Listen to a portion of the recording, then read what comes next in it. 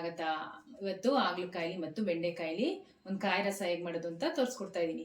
ಬನ್ನಿ ಹೇಗೆ ಮಾಡೋದು ಅಂತ ಮುಂದೆ ವಿಡಿಯೋದಲ್ಲಿ ನೋಡೋಣ. ನಮ್ಮ ಚಾನಲ್ನ ಫಸ್ಟ್ ಟೈಮ್ ನೋಡ್ತಿರೋರು ಸಬ್ಸ್ಕ್ರೈಬ್ ಮಾಡೋದು ಮರಿಬೇಡಿ. ಲೈಕ್ ಮಾಡಿ, ಶೇರ್ ಮಾಡಿ, ಕಮೆಂಟ್ ಮಾಡಿ. ಇದಕ್ಕೆ ಕಾಯಿ ರಸ ಅಂತ ಯಾಕೆ ಹೆಸರಿಟ್ಟಿದ್ದೀವಿ ಅಂತ ನಂಗೆ ಕಮೆಂಟ್ ಮಾಡಿ ತಿಳಿಸಿ. ವಿಡಿಯೋ ನೋಡ್ಬಿಟ್ಟು 1 ಸ್ಪೂನ್ ಕೊಬ್ಬರಿ ಎಣ್ಣೆ ಹಾಕೊತಾ ಇದ್ದೀನಿ. ಇವಾಗ ಇದಕ್ಕೆ ಹಾಗಲಕಾಯಿ ಹಾಕೊಂಡು ಫ್ರೈ ಮಾಡ್ಕೊಂಬಿಡೋಣ. ಇವಾಗ ಇದು ಫ್ರೈ ಮಾಡ್ಕೊಳ್ಳೋಕೆ ಇದನ್ನು 4 ರಿಂದ 5 ನಿಮಿಷ ತಗೊಳುತ್ತೆ.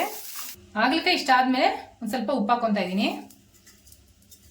ಇದು ಉಪ್ಪಿಡಕ್ಕೆ ಇನ್ನೊಂದು 1 ನಿಮಿಷದಷ್ಟು ಬಾಡಿಸ್ಕೋಬೇಕು. ಇವಾಗ ಆಗಿದೆ, ಸ್ಟವ್ ಆಫ್ ಮಾಡ್ಕೊಂಡ್ಬಿಡೋಣ. 1 ಟೇಬಲ್ ಸ್ಪೂನ್ ಕೊಬ್ಬರಿ ಎಣ್ಣೆ ಹಾಕೊತಾ ಇದ್ದೀನಿ. ಇವಾಗ ಬೆಂಡೆಕಾಯಿ ಹಾಕೊತಾ ಇದ್ದೀನಿ. ಇದನ್ನು ಹುರ್ಕೊಂಡ್ಬಿಡೋಣ. ಬೆಂಡೆಕಾಯಿನ ನೀವು ಪಲ್ಯಕ್ಕೆ ಹುರ್ಕೊಂತಿರಲ್ಲ ಆ ಥರ ಹುರ್ಕೋಬೇಕು. ನೋಡಿ, ಇಷ್ಟು ಬೆಂಡೆಕಾಯಿ ಇಷ್ಟ ಆದ್ಮೇಲೆ ಸ್ವಲ್ಪ ಉಪ್ಪು ಸೇರಿಸ್ಕೊತಾ ಇದ್ದೀನಿ ಇದಕ್ಕೆ. ಇವಾಗ ಇನ್ನು ಸ್ವಲ್ಪ ಫ್ರೈ ಮಾಡ್ಕೋಬೇಕು. ಇನ್ನು 1 ನಿಮಿಷ ಫ್ರೈ ಮಾಡ್ಕೋಬೇಕು. ಸ್ವಲ್ಪ ಬೆಂಡೆಕಾಯಿಗೆ ಉಪ್ಪು ಹಿಡಿಬೇಕಲ್ಲ, ಅದಕ್ಕೆ. ಹುರಿದಿರೋದಾಗಿದೆ, ಸ್ಟವ್ ಆಫ್ ಮಾಡ್ಕೊಂಬಿಡೋಣ. ಮಸಾಲೆ ಪದಾರ್ಥಗಳನ್ನ ಒಂದೊಂದಾಗಿ ಇವಾಗ ಹುರ್ಕೊಂಬಿಡೋಣ. ಒಂದು ಅರ್ಧ ಟೇಬಲ್ ಸ್ಪೂನ್ ನಾನು ಕೊಬ್ಬರಿ ಎಣ್ಣೆ ಹಾಕೊತಾ ಇದ್ದೀನಿ. ನೀವು ಮನೇಲಿ ಯಾವ ಎಣ್ಣೆ ಯೂಸ್ ಮಾಡ್ತೀರೋ ಅದನ್ನ ಹಾಕೋಬಹುದು. 1 ಟೇಬಲ್ ಸ್ಪೂನ್ ಕಡಲೆಬೇಳೆ ಹಾಕೋತಾ ಇದ್ದೀನಿ. ಇದೊಂಚೂರು ಘಮ ಬರೋ ತನಕ ಫ್ರೈ ಮಾಡ್ಕೋಬೇಕು. ಇವಾಗ ಇದಾದ್ರೆ ಸಾಕು. 1 ಟೇಬಲ್ ಸ್ಪೂನ್ ಉದ್ದಿನಬೇಳೆ ಹಾಕೊಂಬಿಡೋಣ. ಇವಾಗ ಇದೊಂಚೂರು ಕೆಂಪು ಆಗಬೇಕು ಎರಡೂನು. ನೋಡಿ, ಇಷ್ಟ ಆದ್ಮೇಲೆ 2 ಟೇಬಲ್ ಸ್ಪೂನ್ ಮೆಂತ್ಯ ಹಾಕೊತಾ ಇದ್ದೀನಿ. ಮೆಂತ್ಯನೂ ಘಮ ಬರೋ ತನಕ ಹುರ್ಕೋಬೇಕು. ಇವಾಗ ಇದಾಗಿದೆ. ಇವಾಗ ಒಣಮೆಣಸಿನ್ಕಾಯಿ ಹಾಕೊಂಬಿಡೋಣ.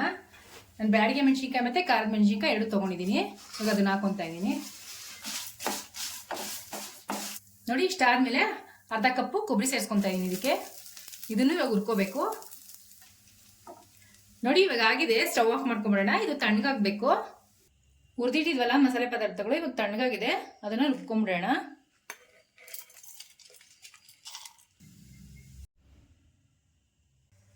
ಎರಡು ಟೇಬಲ್ ಸ್ಪೂನ್ ಕೊಬ್ಬರಿ ಎಣ್ಣೆ ಹಾಕೊತಾ ಇದ್ದೀನಿ. ಸಾಸಿವೆ, ಒಂದು ಸ್ವಲ್ಪ ಕರಿಬೇವು, ಒಂದು 1/4 ಟೇಬಲ್ ಸ್ಪೂನ್ ಅರಿಶಿನ, ನೆಲ್ಲಿಕಾಯಿ ಗಾತ್ರದಷ್ಟು ಹುಣಸೆ ಹಣ್ಣ ತರ ಕ್ಯೂಚ್ ಇಟ್ಕೊಂಡಿದ್ದೀನಿ, ಅದನ್ನ ಹಾಕೊತಾ ಇದ್ದೀನಿ.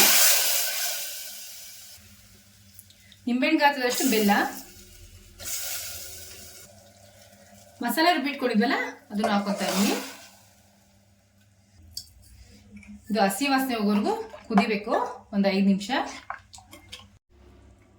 ಚೆನ್ನಾಗಿ ಕುದಿದೆ, ಹಸಿ ವಾಸನೆ ಹೋಗಿದೆ. Stove off ಮಾಡ್ಕೊಂಬಿಡೋಣ.